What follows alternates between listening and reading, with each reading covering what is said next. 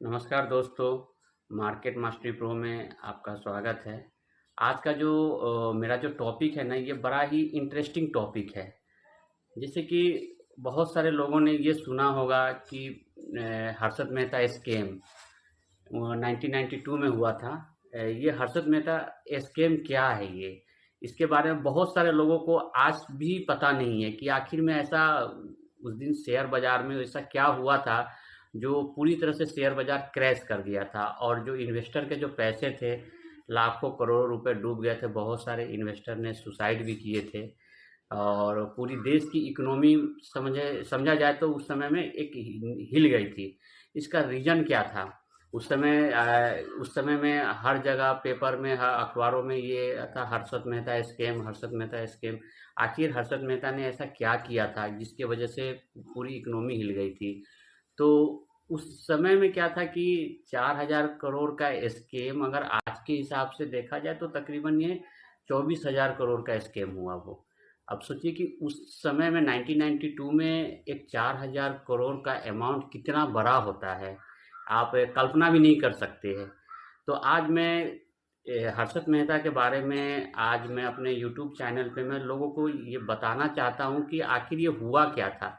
क्योंकि बहुत सारे यूट्यूब पे इसको लेकर के बहुत सारे वेब सीरीज भी आ रखे हैं जो आप देखिएगा, लेकिन इसमें इतना मतलब डिफ़िकल्टी से मतलब समझाया गया है, बहुत ईज़ी से। लोगों को अभी भी पूरी तरह से समझ में नहीं आता है। अगर आप वेब सीरीज भी आप देखिएगा, तो मैं थोड़ा-सा इसको मैं सिम्प्लीफ़ाई करके मैं लोगों के सामने में रखना चाहता हूँ। तो हर्षद मेहता के बारे में अक्सर ये कहा जाता था कि वो किसी भी अगर स्टॉक में अगर वो इन्वेस्ट करते थे, तो वो स्टॉक जो है ना वो तेज़ी से बढ़ता था।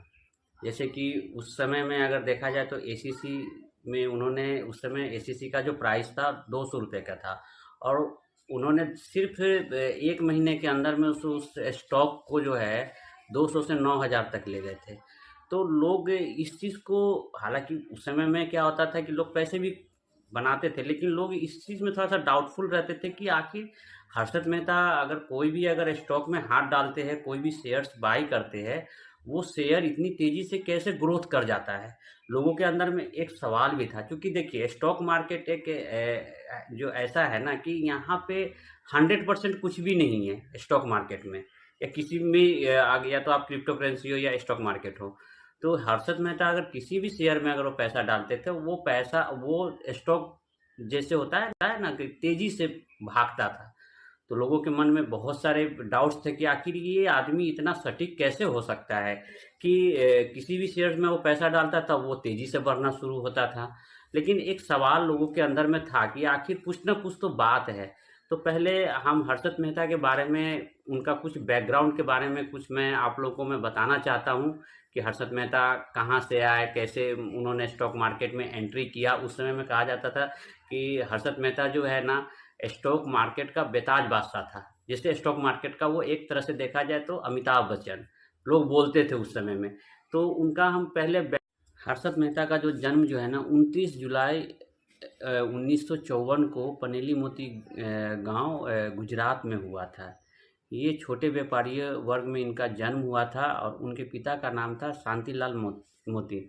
इनका कुछ दिनों के बाद, जन्म के कुछ दिन बाद ही जो है ना पूरी फैमिली जो है ना मुंबई शिफ्ट हो गई थी। मुंबई शिफ्ट होने के बाद में उनके पिता ने जो है ना एक छोटा सा एक व्यवसाय शुरू किया टेक्सटाइल का।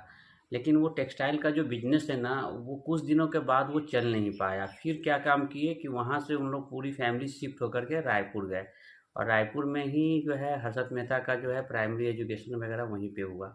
हर्षद मेहता का सबसे ज़्यादा दिलचस्पी था क्रिकेट खेलने में, और पढ़ाई पे उतना वो मन नहीं लगता था, लेकिन फिर भी उन्होंने अपना पढ़ाई अपना जारी रखा।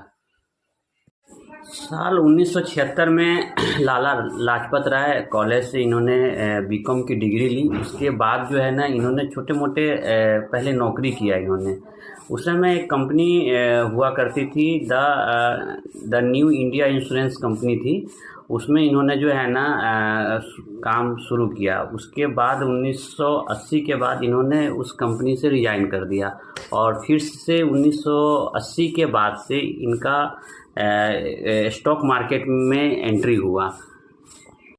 फिर उसके बाद इन्होंने जो है ना हरजीवन दास नेवी दास सिक्योरिटी नाम की ब्रोकरेज फर्म ज्वाइन की, और उनमें उनका एक गुरु हुआ करता था, प्रसन्न जीवन को अपना उन्होंने गुरु मान लिया, और उन्हीं से जो है उन्होंने स्टॉक मार्केट की पूरी बारीकियों को समझा और जाना। लेकिन उनके दिमाग में कुछ और ही ख्यालात चल रहे थे कि स्टॉक मार्केट से पैसा बनाया जा सकता है और बहुत बड़ा पैसा बन सकता है। हाँ, एक होता है ना कि इंसान एक सही तरह से कोई किसी चीज़ को करे, और उसी को लोग क्या करते हैं कि उसको गलत करने की प्रयास में रहते थे। इनका दिमाग शुरू से ही इस तरह का था। फिर उसके बाद उस कंपनी में काम करने के ठीक 2-3 साल के बाद उन्होंने उस कंपनी को फिर से छोड़ करके इन्होंने अपने भाई के साथ मिल करके इन्होंने एक कंपनी शुरू की जिनका नाम था grow more research and asset management company, जो कि बीएसई में जो है ना इन्होंने अपनी लिस्टिंग करवा ली, मेंबरशिप ले ली। और फिर से जो है 1984 से 1990 में ये जो कंपनी जो इन्होंने खरीद की थी, ये काफ़ी ग्रो किया। ये कंपनी भाई के साथ मिल करके कंपनी शुरू किया था इन्होंने। तो उस समय क्या हुआ था कि ये इन्होंने जो है ना उस समय हुआ करता था गवर्नमेंट का एक बॉन्ड इशू होता था। अब बहुत सारे लोगों को पता नहीं है कि गवर्नमेंट सिक्योरिटी बॉन्ड क्या होता है। जैसे पहले होता क्या था ना कि जैसे मान लीजिए कि गवर्नमेंट अगर कोई प्रोजेक्ट लेकर के आती थी, तो क्या है कि जब प्रोजेक्ट लेकर के आती थी तो गवर्नमेंट को पैसे चाहिए, तो गवर्नमेंट क्या करती थी कि वो बैंक से वो पैसे लेती थी। तो पहले बैंक का जो रूल्स जो था वो अलग था। तो उस समय में क्या था कि गवर्नमेंट क्या काम करती थी कि वो अपना एक बॉन्ड इशू करती थी और वो बैंक को देती थी कि बैंक के पास जब वो बॉन्ड जब जमा होता था तो बैंक जो है ना वो पैसा जो है ना गवर्नमेंट को देती थी। तो इसी के बीच में जो है ना इसमें एक दलाल, समझिए कि एक दलाल का काम किया करते थे ये जो अपना हर्षद मेहता जो है ना। तो ये क्या काम करते थे कि मान लीजिए कि बॉन्ड अगर इशू हुआ तो इन्होंने बीच में एक दलाल होता था, तो उनको क्या होता था कि कमीशन मिलता था, तो ये बीच में दलाली का काम करते थे। तो इन्होंने ऐसे ही करते करते क्या था कि पहले क्या होता था ना कि एक बैंक के पास अगर कैश फ्लो अगर नहीं होता था, कैश कम होता था, तो वो दूसरे बैंक से जो है ना वो कुछ दिनों के लिए, जैसे 15 या 20 दिनों के लिए उन दूसरे बैंक से उधार लिया करते थे, ठीक है ना। तो उस समय में क्या था कि बीच में ये ब्रोकरेज का ये काम करते थे। तो जैसे मान लीजिए कि दूसरे बैंक से अगर लिया इन्होंने पैसा, तो वो क्या था कि 15 दिन या 20 दिन के बाद जो है ना वो पैसा जो है ना बैंक को लौटाना पड़ता था, ठीक है ना। तो इसमें क्या होता था कि इस 15 दिनों के अंदर में क्या काम करते थे हर्षद मेहता कि ये जो बैंक का जो पैसा है लेकर के और ये स्टॉक मार्केट में ये लगा देते थे। और जब ये पैसा जब किसी स्टॉक में ये लगाते थे तो क्योंकि पैसा तो ज़्यादा होता था, तो जैसे ही उस पैसे को डालते थे ना वो स्टॉक बढ़ना शुरू होता था, वो तेज़ी से बढ़ता था। और उस 15 दिनों में जो वो प्रॉफिट जब वो जनरेट करते थे तो वो प्रॉफिट अपने पास रख लेते थे, और बैंक्स का जो पैसा जो है उनको 15 या 20 दिन में लौटाना होता था, और वो पैसा जो है ना बैंक को ये लौटा देते थे। फिर इनका जो है दिमाग जो है और ज़्यादा मतलब जो है चलने लगा। जब इन्होंने क्या काम किया कि जो गवर्नमेंट जो सिक्योरिटी बॉन्ड जो इशू करती थी ना, और जो बैंक जो है दूसरे बैंक से जो पैसा उधारी पे लेते थे, तो पहले बैंक के बीच में चलता था एक रिसिप्ट होता था। एक बैंक दूसरे बैंक को अगर पैसा देता था तो एक वहाँ पे एक रिसिप्ट दिया जाता था। तो इन्होंने क्या काम किया कि उस रिसिप्ट का जो है ना डुप्लीकेट जो है ना इन्होंने इशू जारी कर दिया। तो इस तरह से है, बैंक को भी समझ में नहीं आ रहा था कि हालांकि सेम था रिसिप्ट, तो बैंक क्या करता था कि इनको दे देता था पैसा। अब चूंकि ये बीच के मीडिएटर थे, तो ये क्या काम करते थे कि पैसा लेकर के दूसरे बैंक में देते थे, ठीक है ना। तो इस तरह से जो है, लेकिन इन्होंने जो रिसिप्ट जो बनाया था वो डुप्लीकेट था वो। तो इस तरह से है बैंक का पैसा लेकर के और ये स्टॉक मार्केट में डाल देते थे। जैसे ही वो पैसा डालते थे स्टॉक बड़ी तेज़ी से भागता था। तो इस तरह से इन्होंने जो है ना पैसा बनाना शुरू किया। जब 1992 में जब मार्केट जब मंदी का जब दौर आया तो उस समय क्या हुआ था ना कि मार्केट बहुत बुरी तरह से क्रैश हुआ। जिसमें क्या हुआ कि हर्षद मेहता जो बैंक से जो पैसा लेकर के जो इन्वेस्ट किए थे स्टॉक मार्केट में, उस दिन उनका दाव उल्टा चल गया, क्योंकि उस दिन जो है ना मार्केट क्रैश हुआ था, और जिसकी वजह से जो है हर्षद मेहता उस बैंक को पैसा नहीं दे पाए। उसी समय जो है ना ये स्कैम जो है ना लोगों के सामने में आया था। तो जैसे कि मैंने आप लोग को बताया कि हर्षद मेहता कैसे जो है स्कैम किए थे, उस समय में आज भी लोग बोलते हैं कि एक पंप एंड डंप ये होता क्या है, जैसे मैनिपुलेट करना किसी भी शेयर को। पहले क्या होता था कि मैनिपुलेट किया जा सकता था, क्योंकि उस समय वैसा कोई रेगुलेटरी नहीं था। अभी जैसे आज के टाइम में क्या है कि सेबी आ गई है। सेबी क्या है कि वो हमेशा जो है ना इन्वेस्टर के फेवर में रहती है कि इन्वेस्टर का पैसा डूबे नहीं। पहले ऐसा नहीं था। तो पहले क्या होता था कि पंप एंड डंप होता था। अगर एक मान लीजिए कि कोई अगर एक शेयर में अगर कोई मोटा पैसा लगाएगा तो उस शेयर को 100 का वो 1000 भी कर सकता था। उस समय पंप एंड डंप ही ये किया करते थे हर्षद मेहता, यानी उन पर पैसा डालना है, स्टॉक ऊपर जाना है और टॉप पे उसको बेच देना है और प्रॉफिट निकाल लेना है। तो ये पंप एंड डंप वाला ये सिस्टम चलता था उस समय में, जो कि अभी भी बहुत सारे लोग को पता होगा। पंप एंड डंप ज़्यादातर अभी जैसे कि मान लीजिए क्रिप्टो वगैरह में होता है, जैसे कि मीन कॉइन वगैरह जो होता है, इसको चाहे तो एक मतलब मान लीजिए कि एक जैसा जो एक बिजनेसमैन हो गया, वो चाहे तो वो एक मीन कॉइन को जो है ना वो चाहे तो एक महीना में जो है 1000 गुना भी कर सकता है, उसके हाथ में है वो। क्योंकि उसमें क्या होता है ना कि लिक्विडिटी कम होता है। लेकिन जैसे मान लीजिए कि बड़े शेयर है, जैसे मान लीजिए कि आप रिलायंस हो गया, HDFC हो गया, तो इसको मैनिपुलेट करना जो है ना आज के टाइम में बहुत मुश्किल है, मतलब ना के बराबर है। तो अब वो सब सिस्टम अब खत्म हो गया है। दूसरा नंबर क्या है कि सेबी जो है अब स्ट्रिक्ट हो गई है। अब सेबी क्या है कि एक लोअर सर्किट और एक अपर सर्किट लेके चलती है। जैसे मान लीजिए कि अगर कोई शेयर अगर एक दिन में अगर 20% अगर बढ़ गया ना, तो वहाँ पे जो है ना अपर सर्किट लग जाता है।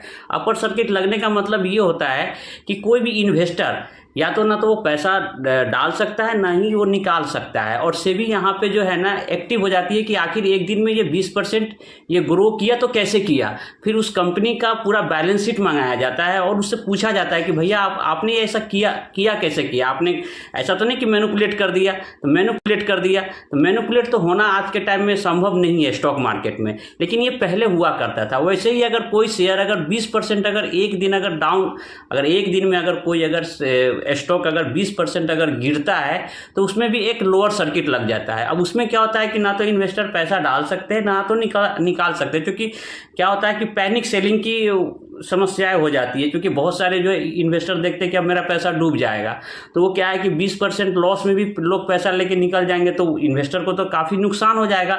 तो वहाँ पे क्या है कि सेबी जो है उसको फिलहाल के लिए स्टॉप कर देती है कि आप लोग घबराइए नहीं, आखिर हुआ तो कैसे हुआ। तो क्या होता है कि जब 20% अगर एक दिन अगर बाजार टूट जाए ना, तो एक क्या होता है पैनिक सेलिंग की एक समस्या हो जाती है। तो उसके लिए आज के टाइम में क्या है कि सेबी ये सारे रेगुलेशन को इन्होंने जो है ना लागू किया है और पूरी पैनी नज़र रहती है अपना स्टॉक मार्केट में। लेकिन आज के टाइम में पंप एंड डंप करना इतना आसान नहीं है, हो ही नहीं सकता है। चाहे आप HDFC का शेयर ले लीजिए, रिलायंस का ले लीजिए, महिंद्रा का ले लीजिए, ये पंप एंड डंप वाली कहानी खत्म हो चुकी है, क्योंकि सेबी इन्वॉल्व है, वो पूरी पैनी नज़र रखी रहती है स्टॉक मार्केट के ऊपर।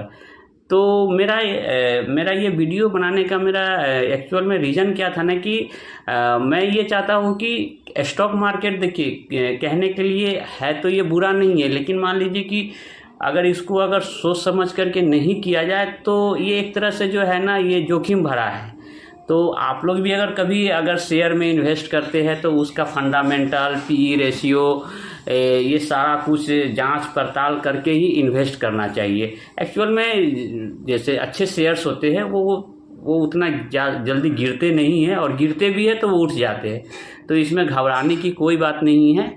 और जैसे कि मैंने आपको वीडियो में बताया कि जैसे मीन कॉइन के बारे में बताया, पंप एंड डंप उसमें किया जा सकता है जैसे क्रिप्टो करेंसी में, और स्टॉक मार्केट में ऐसा नहीं हो सकता है। उसका रीज़न क्या है ना कि जो क्रिप्टो करेंसी जो है ना वो डिसेंट्रलाइज है, उस पर किसी का कमांड नहीं है। लेकिन जो स्टॉक मार्केट है वो सेंट्रलाइज है, इसमें एक रेगुलेटरी काम करती है अपना गवर्नमेंट की सेबी।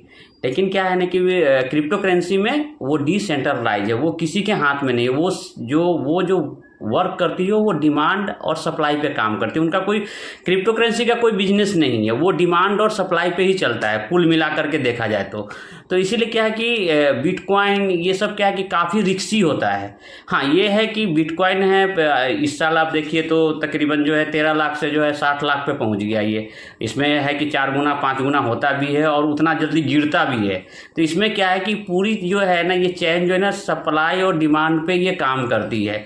तो इसमें क्या है कि आप इसमें जो है अगर कोई चाहे, अगर बड़े इन्वेस्टर चाहे तो मीन कॉइन को पंप एंड डंप करके वो उसको एक महीने में चाहे तो वो 250% 300% का भी ग्रोथ दे सकते हैं। अभी आपको हाल फिलहाल में पेप को देख लीजिए, बहुत सारे कॉइन हैं जो कि आपको एक महीने में जो है आपको तकरीबन 250-300% का ग्रोथ किए हैं।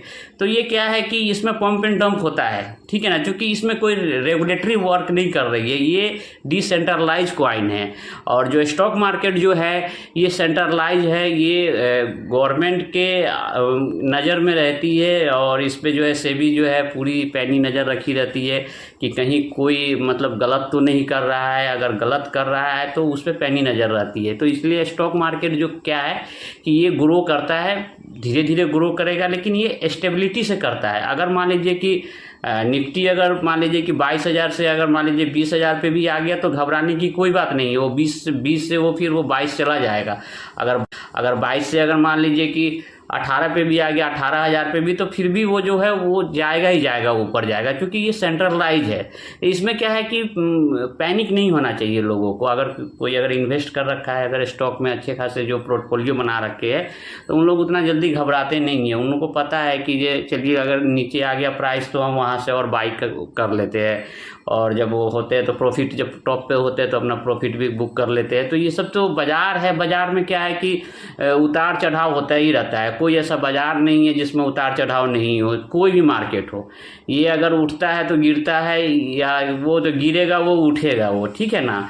इसमें जो है आपका जो है ना फिबोनाची रिट्रेसमेंट वाली जो है ना वर्क काम करती है। तो इसमें लोगों को पैनिक होने की, जो लॉन्ग टर्म जो इन्वेस्टमेंट कर रहे हैं तो उनको उतनी समस्याएं नहीं होती है। हाँ ये ज़रूर है कि जो लोग जो रोज़ का जो ट्रेडिंग वगैरह करते हैं तो उसमें क्या होता है कि रिस्क काफ़ी होता है। उसमें क्या है कि आपको उसी हिसाब से आपको जो है रिस्क मैनेजमेंट ये सब करना पड़ता है, जो डेली ट्रेडिंग करते हैं उसके लिए। लेकिन जो लॉन्ग टर्म इन्वेस्टर है उसको तो देखने की ज़रूरत ही नहीं। उन्होंने जिस प्राइस पे ख़रीद लिया वो 4 साल का, 5 साल का, 10 साल का व्यू बना के चलते हैं कि हमको इतने दिन के बाद ही हमको इसको देखना है। तो लॉन्ग टर्म के इन्वेस्टर के लिए डरने वाली कोई बात नहीं है। जो लोग जो डेली पैसा कमाते हैं उसके लिए क्या है कि रिस्क मैनेजमेंट, मनी मैनेजमेंट करके ट्रेडिंग से भी पैसा कमाते हैं, लोग कमा रहे हैं, है कि नहीं। जैसे कि आप एक मतलब बिटकॉइन को ही ले लीजिए, या फिर अपना ऑप्शन ट्रेडिंग हो गया, इसमें भी होता है, इसमें कोई बड़ी बात है नहीं।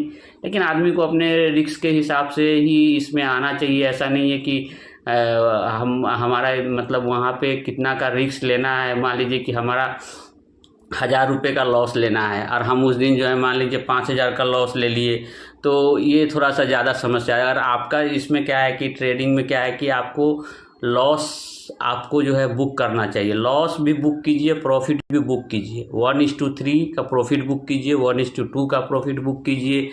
अगर आपको उस दिन स्टॉप लॉस अगर हिट कर जाता है तो आप उस दिन मार्केट में रुक जाइए।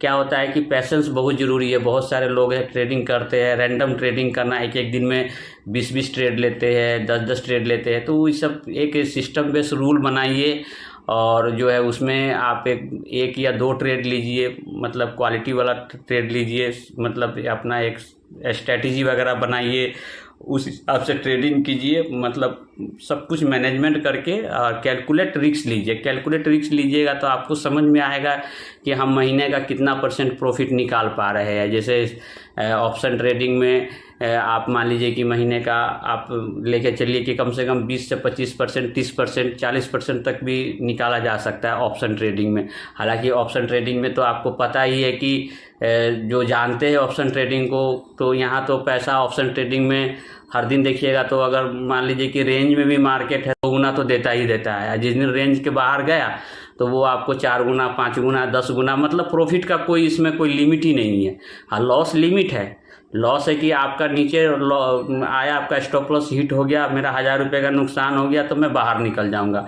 लेकिन प्रॉफिट अगर हो गया, अगर आपने उसको ट्रेल करते चला गया, अगर उस दिन अगर मार्केट आपके फेवर में चल गया तो आपका जो है ना 5000 का जो है ना आपको 10,000 भी बन सकता है, 15,000 भी बन सकता है, 20-20 हज़ार बन जाते हैं। तो ये कभी कभार होता है, मतलब सप्ताह में एक आध बार ऐसा आ जाता है ऑप्शन में भी, जो उस दिन जो है मार्केट ट्रेंडिंग होता है तो उस दिन दे देता है। बट ये सब दिन नहीं होता है। सब दिन तो है कि आप 500 रुपये का अगर स्टॉप लॉस ले रहे हैं तो 1000 रुपये काट के निकल जाइए सेफली। तो इस तरह से आप रिस्क मैनेजमेंट करके आप ट्रेडिंग वगैरह आप कर सकते हैं। पेपर ट्रेड कीजिए, तो उसको बैक टेस्ट कीजिए 1 महीने के लिए। आप यहाँ एक स्ट्रैटेजी बनाइए, उस पर काम कीजिए। पहले 1 महीना उसको देखिए कि कैसे क्या है, अपना कैलकुलेशन निकालिए कि हाँ हम ये चीज़ पे हम कर रहे हैं तो इसमें हमको प्रॉफिट हो रहा है कि नहीं है। तब जो है रियल मनी से एंट्री कीजिए और आप धीरे धीरे ग्रो कीजिए इसमें। ये क्या है कि ऑप्शन क्या है ना कि ये क्या है कि कम पैसे वालों के लिए है। इसमें क्या है कि अगर आप मान लीजिए कि बाइंग करते हैं, जैसे कि ऑप्शन में 2 तरह का होता है, एक बायर होता है, एक सेलर होता है। तो सेलर को क्या है कि सेलर अगर सेलिंग करना चाहते हैं तो उसके लिए आपको पैसा बहुत ज़्यादा देना पड़ेगा। तो सेलिंग में तो है, उसमें तो है कि उसमें क्या होता है कि अगर मान लीजिए मार्केट रेंज भी बना दिया तो जैसे उसमें क्या होता है कि टाइम डीके का भी पैसा मिलता है। अगर मान लीजिए मार्केट अगर मूव नहीं कर रहा है तो क्या होता है कि वहाँ पे थीटा जो होता है ना, गामा थीटा जो है ना, वो मतलब एक्ट लागू होता है उसमें जो भी है। तो सेलिंग में क्या होता है कि पैसा ज़्यादा लगता है, लेकिन वो जो है ऑप्शन बायर के अपेक्षा में सेलिंग जो में रिस्क कम होता है, क्योंकि उसमें क्या है कि मूवमेंट नहीं भी किया तो भी पैसा मिलेगा। लेकिन ऑप्शन बाइंग में क्या है कि आपको मोमेंटम पे पैसा मिलेगा। अगर मान लीजिए कि अगर मूवमेंट नहीं किया, अगर कोई उस दिन अगर बाजार अगर मूव नहीं किया, मान लीजिए कि अगर वो निफ्टी है 22,100 या 22,130 के इसी के बीच अगर वो ऊपर नीचे कर रहा है तो उस समय क्या होता है कि प्रीमियम डीके होना शुरू हो जाता है। अगर आपने कोई प्रीमियम 100 रुपये का लिया है तो वो डीके होते होते 80 रुपये का हो जाएगा। इसमें क्या होता है कि वो बाइंग जो लोग करते हैं ना, उसको मोमेंटम पे पैसा मिलता है। अगर मोमेंटम अगर आ गया मार्केट में तब तो वो आपको पैसा बना के दे देगा। नहीं आया, अब देखिए कि रेंज बना दिया, मार्केट ऊपर नीचे कर रहा है तो आप उसको एग्जिट कर जाइए। काहे का वेट करना है। तो इससे अच्छा है कि यही इसीलिए कहा जाता है कि ऑप्शन ट्रेडिंग में जो है ना, आपको रूल बनाना पड़ता है। इसमें रूल बना के ही लोग पैसा बना सकते हैं। अगर रेंडमली ट्रेड कीजिएगा तो इसमें पैसा नहीं बनेगा। इसमें हमेशा मोमेंटम का ध्यान देना पड़ता है कि मोमेंटम कब आता है, उस समय आप एंट्री लीजिए। और उसके बाद में जो है आपका जो है पहले आप टारगेट रखिए कि स्टॉप लॉस अगर 500 रुपये का रखे है तो टारगेट आप जो है 1000 रुपये का रखिए। पहला 1:2 का नहीं, 1:1 का। अगर 1:1 अगर आपका कंप्लीट हो गया उसको ट्रेल कर दीजिए। अगर उसके बाद मोमेंटम फिर पकड़ लिया, 1:2 हो गया तो वहाँ पे ट्रेल कर दीजिए। फिर 1:3 हो गया तो आप उसको ट्रेलिंग करते जाइए। तो उसमें क्या होगा कि आपका अगर 500 का अगर आपका स्टॉप लॉस है तो आपका 2000 भी बन जाएगा, 3000 भी बन जाएगा। मार्केट के ऊपर डिपेंड करता है। लेकिन क्या है कि मार्केट में ज़्यादा ग्रीडी भी होना सही नहीं है। जो अगर इसको बिजनेस के तौर पे लीजिएगा, जैसे मान लीजिए, तो छोटा मोटा प्रॉफिट तो आपको दे के जाएगा। पहले क्या है कि ऑप्शन में अगर आप एंट्री लेते हैं सही स्ट्रैटेजी पे, तो मैं आपको बता रहा हूँ कि 10% तो आपको प्रॉफिट पहले दे ही देगा। आपको 10% तो वो दे देगा, एकदम आसानी से आप काट सकते हैं। लेकिन उससे ज़्यादा लोग ना ग्रीडी हो जाते हैं। यहाँ पे क्या होता है ना, ऑप्शन बाइंग में लोग 5000 का सोचते हैं, एक दिन में 50,000 बना ले, एक दिन में 40,000 बना ले। ऐसा होता है, ऐसा नहीं कि नहीं होता है। लेकिन वो कब होगा वो कोई नहीं जानता है। होता तो है यहाँ पे, लेकिन ये कब होगा ये कोई नहीं जानता है। तो हम उतना बड़ा टारगेट मेरा कहने का मतलब, मेरा कैपिटल 5000 है तो 5000 का आप 1000 रुपये का आप रखिए। आप कि 1000 रुपये हमको कमाना है, तो उतना तक तो दे देगा वो। लेकिन यहाँ पे लोगों का क्या होता है कि अरे ऑप्शन में तो पैसा बेशुमार बनता है, होता है, लेकिन ये है किसके लिए, जो एक्सपीरियंस है, जो इस ऑप्शन में जो है जिन्होंने 5 साल 10 साल जो इसमें दे दिया है, जो सारा स्ट्रेटजी को समझ चुके हैं, वो पैसा बनाते हैं। लेकिन जो बिगिनर है उसके लिए तो है कि टारगेट छोटा रखिए, अचीव कर जाइएगा। बड़ा टारगेट अगर रखिएगा तो वही ग्रीडी हो जाएगा, जो आपको 1000 रुपये जब मार्केट देगा तो आप उस समय बुक नहीं कीजिएगा, और उसके बाद में आप लॉस में जो है स्टॉप लॉस हिट कर जाएगा और मार्केट से बाहर निकल जाइएगा। तो कुल मिला करके मेरा ये वीडियो कैसा लगा, आप हमारे चैनल को शेयर और सब्सक्राइब कर दीजिए।